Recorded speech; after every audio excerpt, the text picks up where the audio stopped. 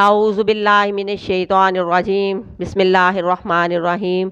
رب اشرح لی صدری ویسر لی امری واحلل عقدۃ من لسانی یفقہوا قولی رب زدنی علما۔ سورہ آل عمران کی آیت نمبر 15۔ قل کہہ دیجئے او نبئکم، کیا میں خبر دوں تمہیں، بخیر من ذالکم، بہتر کی اس سے،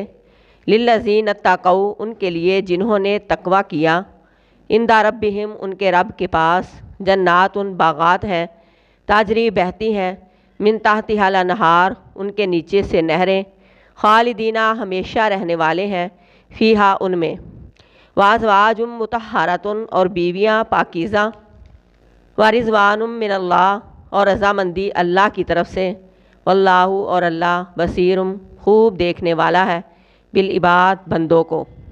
اے پیغمبر، ان سے کہہ دیجئے کہ عورتوں، اولاد، مال و دولت، کھیتیوں، باغات، بیٹوں، گھوڑوں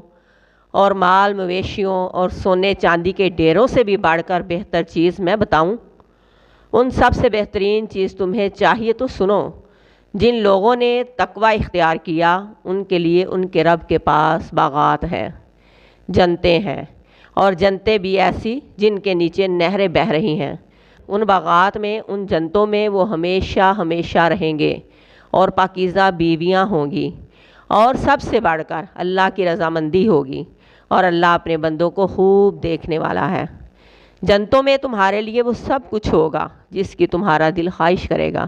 پاکیزہ بیویاں، اور سب سے بڑھ کر رب کی رضا حاصل ہوگی۔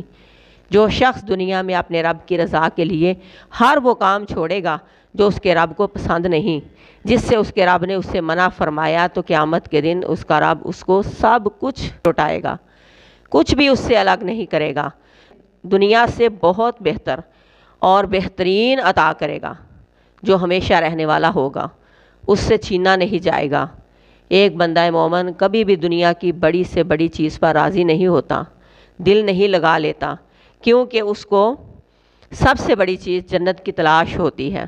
رب کی رضا کی فکر ہوتی ہے، لہٰذا وہ اس ناپائیدار دنیا میں دل نہیں لگاتا، اور اس دنیا میں رہتے ہوئے ان تمام نعمتوں کو اپنے رب کے احکامات کے اندر رہتے ہوئے استعمال کرتا ہے، تقوی اختیار کرتا ہے، گناہوں سے بچتا ہے، اپنے رب کی منع کی ہوئی باتوں سے رک جاتا ہے، تو ایسے ہی متقی انسان کے لیے باغات ہیں، جنتیں ہیں، ایسی جنتیں جس میں وہ ہمیشہ ہمیشہ رہے گا۔